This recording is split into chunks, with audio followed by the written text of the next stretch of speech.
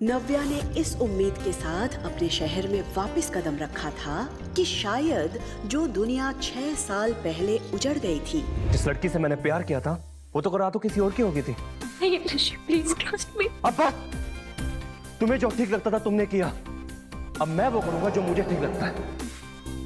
निकल जाओ अभी के अभी इस घर से। अब उसे समेटने का टाइम आ गया था। लेकिन ऋषि और कनिका की बातें सुनकर उसे यकीन हो गया था कि वो शायद गलत थी। उस रात ऋषि को चीट करने के बाद तुम प्रेग्नेंट, और ये तुम्हारा बेटा है। कनिका ने ऋषि के लिए हर टूटी कड़ी को जोड़ दिया था। ऋषि को ये एहसास हो गया था कि आरव नव्या के धोखे की निशानी है। You cheat! तुम्हें शर्म नहीं आई इस बच्चे के साथ अपने घर आने पर? मैंने कोई चोरी नहीं की है। आरव मेरा बेटा है।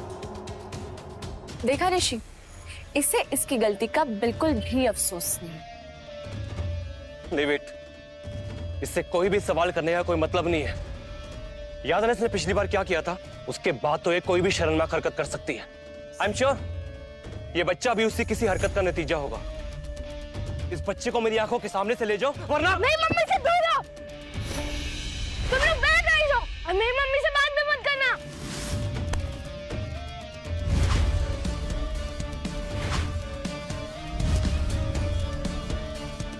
मेरे बच्चे को हाथ लगाने की हिम्मत भी मत करना। Behave yourself.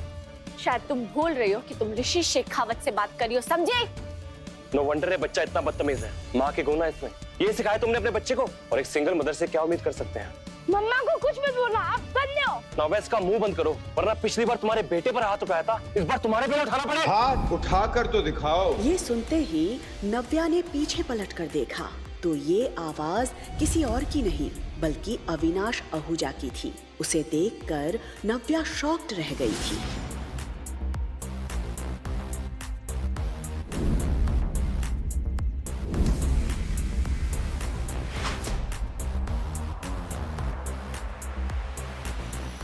Darling, where were you? मैं तुम्हें कब से ढूंढ रहा था। ये सर को क्या हो गया है? दीदी को डार्लिंग क्यों बोल रहा है? Hey kiddo, how are you? पापा आप आ गए? Of course. मैं तुम्हारा कब से इंतजार कर रहा था। तुम लोग थक गए होगे ना? पहले लंच करोगे कि रेस्ट करोगे? नव्या पूरी तरह से ब्लैंक खड़ी थी। वो कभी अविनाश की तरफ देख रही थी तो कभी आरव के। वो मन ही मन सोच रही थी ये क्या करने की कोशिश कर रहा है? तभी उसने कनिका और ऋषि की उड़ी हुई शक्लों की तरफ देखा। वो समझ गई थी कि अविनाश क्या करने की कोशिश कर रहा है। कहाँ थे तुम? मैं कब से तुम्हें ढूंढ रही थी।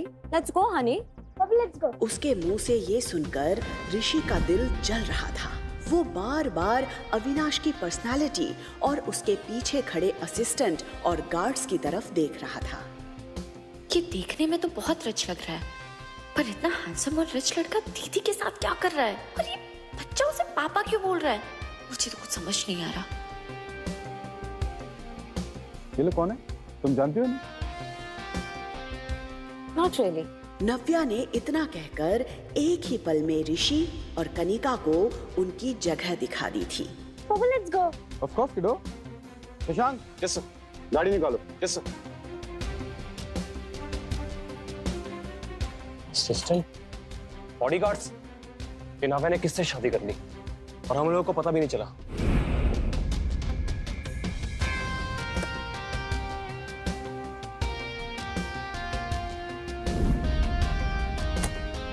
What the hell?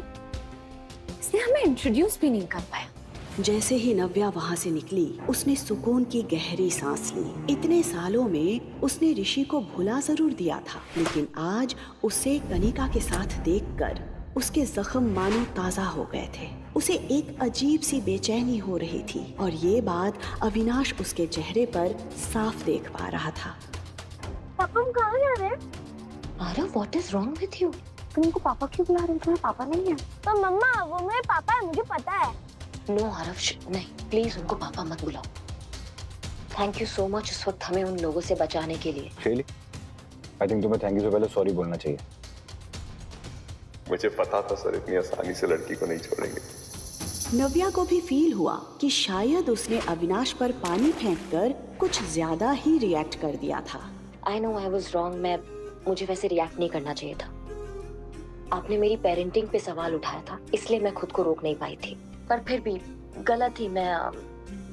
I am sorry, I am really sorry. पर अविनाश को देखकर लग रहा था जैसे उसे नव्या की बातों में जरा भी इंटरेस्ट नहीं था। Are you listening? मैं आप ही से बात कर रही हूँ। हम गाड़ी साइड में रोक दो, हम यहीं से टैक्सी कर लेंगे। What? My God, कितना एटीट्यूड है। मैंने सोचा इन्होंने मेरी हेल्प की है तो मैं सॉरी बोल देती हूँ। मैंने कुछ ज्यादा सोच लिया। गाड़ी अभी रोकिए, अभी की अभी रोकिए गाड़ी।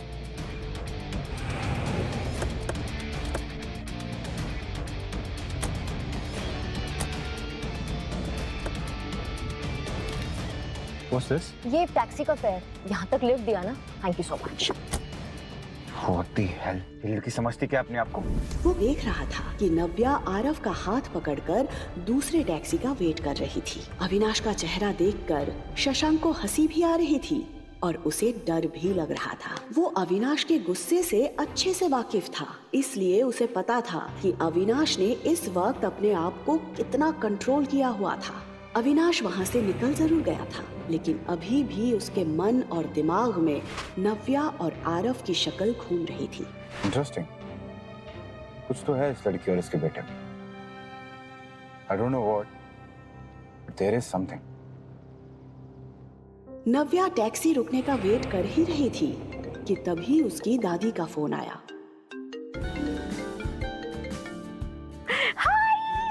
हाय बेटा नव्या, कैसी है तू बेटा? चंडीगढ़ में आपका स्वागत है। नव्या हमेशा से अपनी दादी के सबसे ज्यादा करीब रही थी। नव्या के घर से जाने के बाद शिखा और कनिका के बिहेवियर से परेशान होकर मीनू दादी ने भी कुछ साल पहले सिन्हा मैंशन छोड़ दिया था।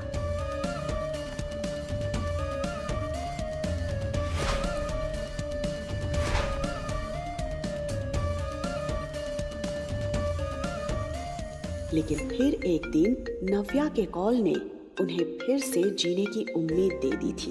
दादी, अब बड़ी दादी बन गई है। दादी, मैं हाँ, अगर आप दादी बोलोगे तो मैं क्या बोलूँगा? बिल्कुल तेरा चेहरा, वही आंखें। और आरव, आप मुझे सुपर दादी बुला सकते हैं। सुपर दादी! देख, दादी तो मैं हूँ ही और साथ में सुपर पावर भी है, तो हुई ना मैं आपकी सुपर दादी। सुपर पावर वाली सुपर दादी! ये! वैसे दादी आप सोशल मीडिया पे बड़े एक्टिव हो। मैं परसों ही आपके आउट हाउस की पिक्चर्स देख रही थी। वो गार्डन पहले से भी बहुत सुंदर हो गया है। अब वो अमरूद का पेड़ जो हमने साथ में मिलके लगाया था।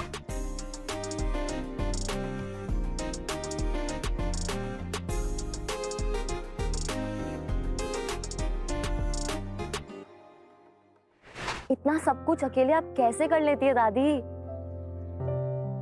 क्या हुआ दादी, आप कुछ बोल क्यों नहीं रहे हो? क्या बोलूं नव्या, जिस लड़की ने इतने सालों तक अकेले सब कुछ हैंडल किया, तो मुझे पूछ रही है मैंने ये गार्डन कैसे मेंटेन किया। बेटा, क्या कुछ नहीं सहा होगा तूने इतने सालों से? मैं तुझसे कहती रही कि तू मेरे पास आके रह जा, पर तूने मेरी एक बात नहीं सुनी। मेरा जी घबरा जाता है बेटा जब मैं सोचती हूँ कि तूने आरव को अकेले कैसे बड़ा किया। कैसे आती दादी मैं यहाँ? पापा ने घर से आप सबसे दूर भेज दिया था। निकल जाओ अभी के अभी इस घर से। अब सिन्हा परिवार से तुम्हारा कोई रिश्ता नहीं। और अगर पापा को मेरी प्रेगनेंसी के बारे में पता चलता तो पता नहीं वो कैसे रिएक्ट करते। और सच बताऊं तो दादी, मैं आपको कोई प्रॉब्लम नहीं देना चाहती थी। तू मेरे लिए कोई प्रॉब्लम कभी भी नहीं खड़ी कर सकती।